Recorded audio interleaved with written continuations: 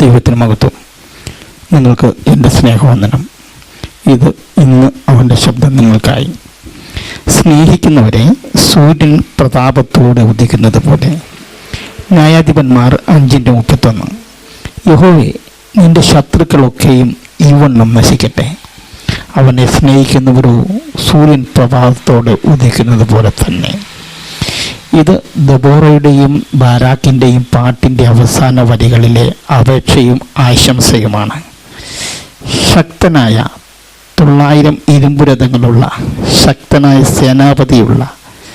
സേനാപതി സെസേര ഉള്ള യാബിൻ എന്ന കനാന്യ രാജാവിൻ്റെ കീഴിൽ 20 വർഷത്തെ അടിമത്തത്തിൽ നിന്നും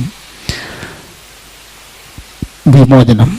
അതും ദബോറ എന്ന ന്യായാധിപയുടെയും യായേൽ എന്ന സ്ത്രീയുടെ കയ്യാൽ ചെന്നിക്ക് കുറ്റിയടിക്കപ്പെട്ട് മരണത്തിലേക്ക് നയിക്കപ്പെട്ട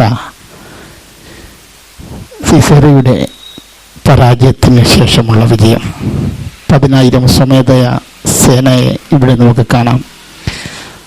നായികയായി ദബോറയുണ്ട്, നായകനായി ബാരാക്കുണ്ട്.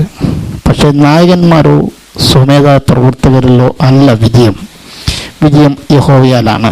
നായകന്മാരും നായികമാരും സ്വമേധ പ്രവർത്തകരും ആവശ്യമാണ്. പക്ഷെ ജയത്തിൻ്റെ കുതിര വ്യർത്ഥമാണ്. 900 രഥങ്ങളും പ്രയോജനപ്പെട്ടില്ല. പാട്ട് അല്ലെങ്കിൽ സംഗീതം ബൈബിളിലെ പ്രധാനപ്പെട്ട കാര്യമാണ്. പുറപ്പാട് 15 ആരംഭിച്ച വീണ്ടെടുപ്പിൻ്റെ പാട്ട് വെളിപ്പാട് പുസ്തകം വരെയും നാം കാണുന്നു. 2000-ലധികം വർഷമായി ക്രിസ്തുഭക്തന്മാർ പാടിക്കൊണ്ടേയിരിക്കുന്നു. പാട്ട് രക്ഷയുടെ സ്വാഭാവിക പ്രതികരണമാണ്. കേന്ദ്രം ദൈവമാണ്. പാടുമെന്ന് ഒരു തീരുമാനമാണ്. 3-ാം വാക്യത്തിൽ നമ്മൾ കാണുന്നു. ദൈവത്തിന് നന്ദി അർപ്പിക്കലാണ്. മനുഷ്യൻ്റെ പരാജയം എടുത്തു കാണിക്കുന്നതാണ്. സങ്കീർത്തനങ്ങളെ പോലെയും കാവ്യപുസ്തകങ്ങളെ പോലെയും മനസ്സിൻ്റെ വികാരങ്ങൾ പ്രകടിപ്പിക്കുന്നതാണ്. വിജയം, പരാജയം, ചോദ്യം ചെയ്യൽ, ദേഷ്യം എല്ലാം പ്രകടിപ്പിക്കുന്നു. സൂര്യനെ പോലെ പ്രതാപത്തോടെ എന്നതുകൊണ്ട് എന്താണ് ഉദ്ദേശിക്കുന്നത്? രാവിലെ സൂര്യൻ ചൂട് കുറവാണ്, പ്രകാശം കുറവാണ്. പക്ഷേ ഉച്ചയാകുമ്പോഴേക്കും സ്ഥിതി മാറും. ക്രമേണ കൂടി പിന്നെ ക്രമേണ കുറഞ്ഞു വരുന്നു. ഒറ്റയടിക്കല്ല ഒന്നും സംഭവിക്കുന്നു. ഓരോ പുതിയ ദിനവും സൂര്യൻ ഉദിക്കുന്നു അതിശക്തിയോടെ.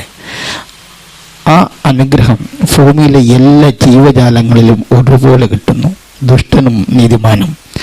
ദബോറ അതാണ് ആവശ്യപ്പെടുന്നത്. പ്രവചനാതീതവും പുതുക്കിയതുമായ ശക്തിയും അനുഗ്രഹവും. ഇത് മത്തായി 13-ാം അധ്യായത്തിൻ്റെ 43-ാം വാക്യത്തിലെ യേശുവിൻ്റെ നീതിമാന്മാർ തങ്ങളുടെ പിതാവിൻ്റെ രാജ്യത്തിൽ സൂര്യനെ പോലെ പ്രകാശിക്കും എന്ന് പറഞ്ഞതിന് ഓർമ്മിപ്പിക്കുന്നു. യെശയ്യാവിൻ്റെ പുസ്തകത്തിൽ നാം വായിക്കുന്നു, യഹോവയെ കാത്തിരിക്കുന്നവർ കഴുകനെ പോലെ ചിറകടിച്ചു വരും. പൗലോസിൻ്റെ ഭാഷയിൽ ദൈവത്തെ സ്നേഹിക്കുന്നവർക്ക് സർവ്വവും നന്മയ്ക്കായി കൂടി വ്യാപരിക്കുന്നു. ഈ പ്രസ്താവനയെല്ലാം ഓർപ്പിക്കുന്നതാണ് ദബോറയുടെ ഈ പാട്ടിലെ ഈ ശകലം. നമുക്ക് സൂര്യൻ പ്രതാപത്തോട് ഉദിക്കുന്നത് പോലെ ഉദിക്കാം, പ്രകാശം നൽകാം. അങ്ങനെ അവനെ സ്നേഹിക്കുന്നവരായിത്തീരും എന്ന് ദൈവം നമ്മെ പഠിപ്പിക്കുന്നു. നമുക്കും അങ്ങനെയാകാം. ദൈവം നമ്മളെ സഹായിക്കട്ടെ. ആമേൻ.